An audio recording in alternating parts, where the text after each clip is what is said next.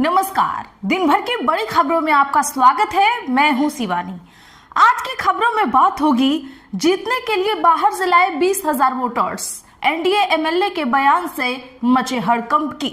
वहीं दिल्ली से पटना लौटे एनडीए सहयोगी किस फार्मूला पर बनी सहमति की, और क्या पब्लिक प्लेसेस से आरएसएस को बैन करेगी कांग्रेस सरकार, किसने लिखा लेटर की, साथ ही संविधान का नाम लेकर गवई ने किसे दिखाया आईना, और खबर के अंत में बात होगी घुसपैठिए हैं योगी, उन्हें वापस भेज दिया जाए, इतना क्यों भड़के अखिलेश की।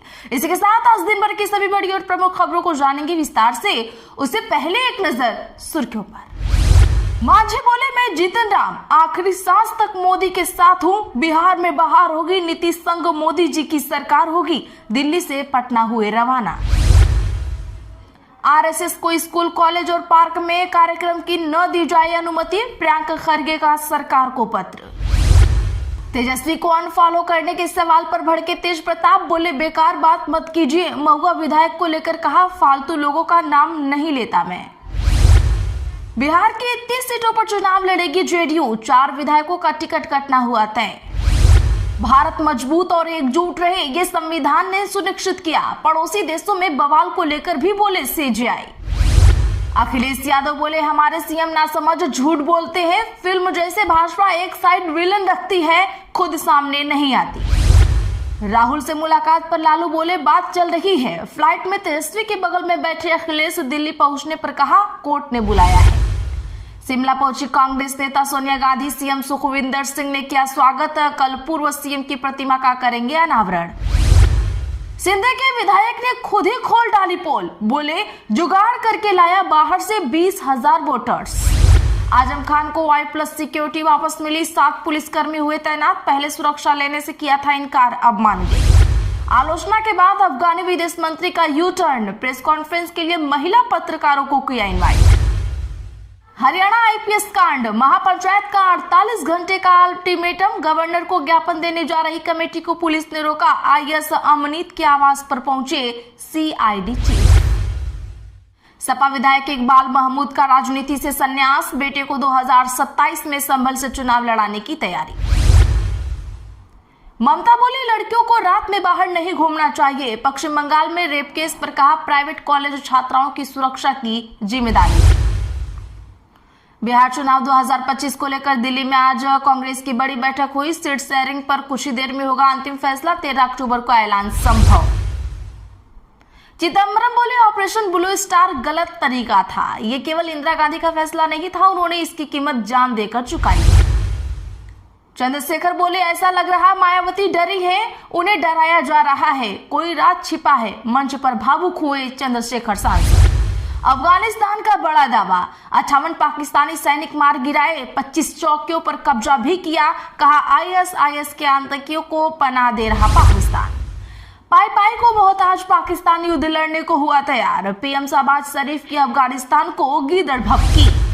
एयर इंडिया को बोइंग 787 के RAT की दोबारा जांच के निर्देश। डीजीसीए का बड़ा फैसला, बोइंग से भी रिपोर्ट मांगी।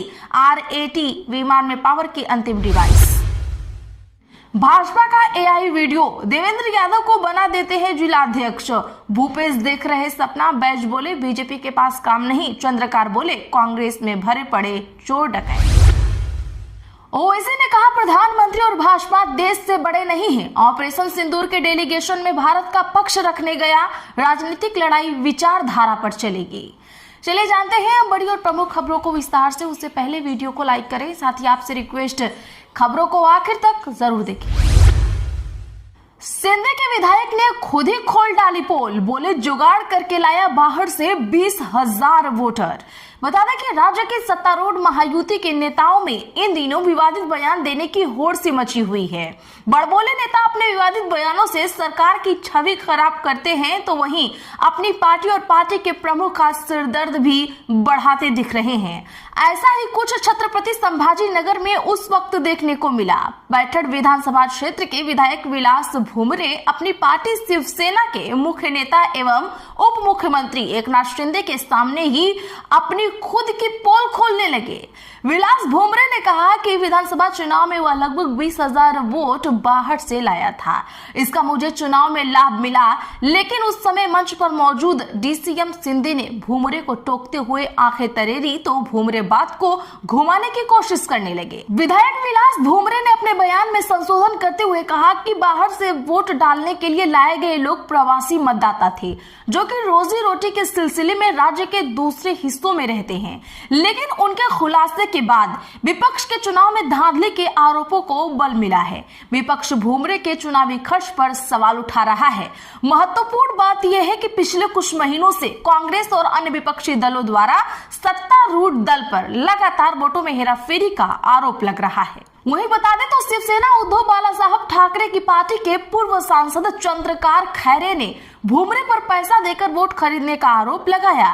खैरे ने कहा कि लोकसभा चुनाव के दौरान भुमरे में 120 करोड़ बांटा था। मांझी बोले मैं जीतन राम आखिरी सांस तक मोदी के साथ हूं। बिहार में बहार होगी, नीतीश संग मोदी जी की सरकार होगी। केंद्रीय मंत्री जीतन राम मांझी ने आज साफ कर दिया है कि वो एनडीए सरकार में ही रहेंगे। उन्होंने एक्स पर लिखा, अभी मैं पटना निकल रहा हूँ। वैसे एक बात बता दूं, मैंने पहले भी कहा था और आज भी फिर से कह रहा हूं, मैं जीतन राम मांझी अपने अंतिम सांस तक प्रधानमंत्री नरेंद्र मोदी जी के साथ रहूंगा। उन्होंने कहा बिहार में बहार होगी, नीतीश संग मोदी जी की सरकार होगी। दरअसल सीट शेयरिंग को लेकर मांझी नाराज चल रहे थे। उनके इस ट्वीट के बाद अब साफ है कि बीजेपी ने मांझी की नाराजगी दूर कर दी है। हालांकि वो कितनी सीटों पर चुनाव लड़ेंगे ये अभी तक क्लियर नहीं है। इधर बिहार विधानसभा चुनाव को लेकर एनडीए में सीट शेयरिंग और कैंडिडेट्स पर मंथन जारी है। खबर है कि अभी कुछ ही देर में भाजपा मुख्यालय में केंद्रीय चुनाव समिति की बैठक बुलाई गई है। इसमें पीएम मोदी, अमित शाह और जेपी नड्डा समेत कई बड़े नेता शामिल होंगे। आरएसएस को स्कूल, कॉलेज और पार्क में कार्यक्रम की अनुमति न दी जाए, प्रियंका खरगे का सरकार को पत्र। कर्नाटका के मंत्री प्रियंका खरगे ने आज मुख्यमंत्री सिद्धारमैया को एक पत्र लिखा है।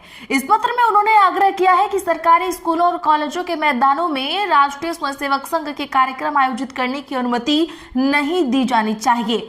उन्होंने यह भी अपील की है कि सार्वजनिक पार्कों और मुजराई यानी धार्मिक ट्रस्ट द्वारा संचालित मंदिरों में भी आरएसएस के कार्यक्रमों को अनुमति न दी जाए। आपको बता दें कि 4 अक्टूबर को लिखे इस पत्र में प्रियंका खरगे ने आरोप लगाया कि आरएसएस सरकारी और सरकारी सहायता प्राप्त स्कूलों के साथ साथ सार्वजनिक पार्कों में अपनी शाखाएं चला रहा है, जहां नारे लगाए जाते हैं और बच्चों व युवाओं के मन में नकारात्मक विचार भरे जाते हैं। मुख्यमंत्री कार्यालय ने यह पत्र रविवार को मीडिया के साथ साझा किया। अखिलेश यादव बोले हमारे सीएम नासमझ झूठ बोलते हैं, योगी घुसपैठिए हैं, उन्हें बाहर निकाला जाए।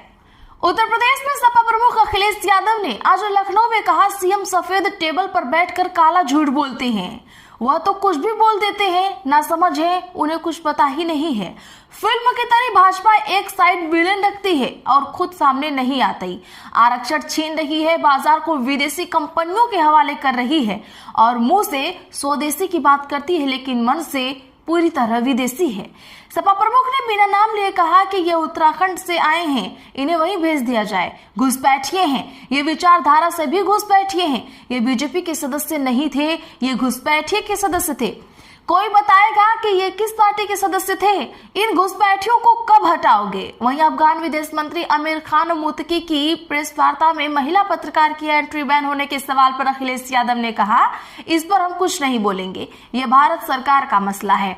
अखिलेश यादव आज लोहिया पार्क में डॉक्टर राम मनोहर लोहिया की पुण्यतिथि पर पहुंचे थे। यहाँ उन्होंने प्रतिमा पर माल्यार्पण के बाद प्रेस वार्ता की।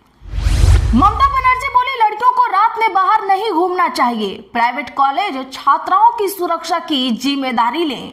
दरअसल बता दें कि पश्चिम बंगाल की मुख्यमंत्री ममता बनर्जी ने आज दुर्गापुर में मेडिकल छात्रा से हुई कांड पर आज बड़ा दुख जताया। उन्होंने कहा कि छात्राओं को रात में बाहर नहीं घूमना चाहिए, खासकर सुनसान इलाकों में सतर्क रहना चाहिए। उन्होंने कहा कि इस घटना की पूरी जिम्मेदारी कॉलेज प्रशासन की है। निजी कॉलेजों को छात्राओं की सुरक्षा की जिम्मेदारी लेनी चाहिए।